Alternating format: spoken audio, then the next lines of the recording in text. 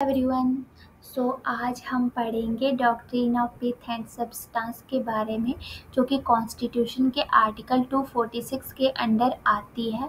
Basically इसमें ये बताया गया है कि जब भी जो कोई लॉ है वो लेजिस्लेचर के द्वारा बनाया जाता है, जैसे कि पार्लियामेंट और स्टेट असेंबली, और ये ऐसे लगता है कि जो गवर्नमेंट के मतलब किसी और एरिया को कवर कर रहा है, उनके और मतलब एरिया से रिलेटेड जो टॉपिक है उनको कवर कर रहा है, जैसे यूनियन और स्टेट। हमें जो है जो मेन पर्पस और रियल ऑब्जेक्ट है लॉ का, उस पर फोकस करना है, ठीक है। और जो पिथ है उसका मतलब होता है ट्रू एसेंस, और जो सब्सटेंस है उसका मतलब होता है real nature of the law. मतलब इसमें ये है कि अगर जो मेन एम है लॉ का, वो जो है जो लेजिस्लेचर है उसकी पावर में आता है, जिसने ये बनाया है। लॉ जो है वो वैलिड है अगर वो मतलब स्लाइटली जो गवर्नमेंट के और एरिया से रिलेटेड टॉपिक है उनको कवर कर रहा है, तब भी वो वैलिड है।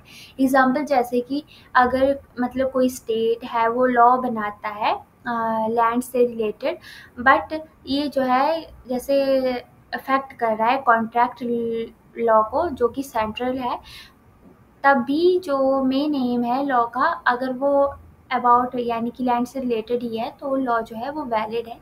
इससे रिलेटेड एक केस लॉ था स्टेट ऑफ बॉम्बे और बसे FN बलसारा। इसमें क्या था, इसमें जो बेंच था वो फाजिल अली सैयद, ये वाला जजेस का बेंच था।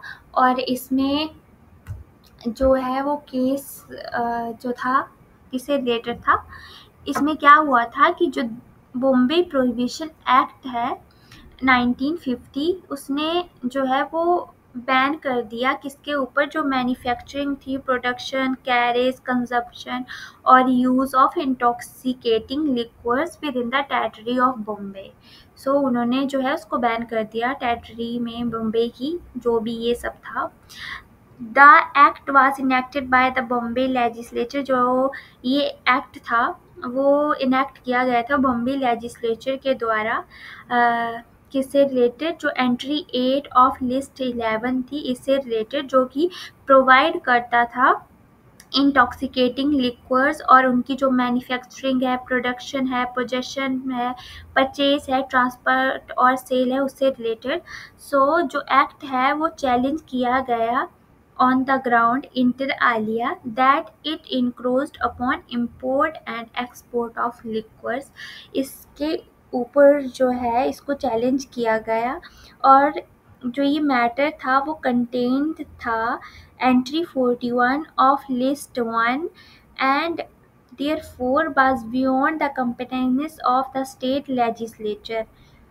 इसमें जो सुप्रीम कोर्ट है उन्होंने क्या कहा, सुप्रीम कोर्ट ने कहा कि अगर जो लॉ है वो स्लाइटली टचेस करता है टॉपिक जो कि बिलोंग टू पार्लियामेंट है, it is still valid if its main purpose is related to a subject that the state has the power to make laws on।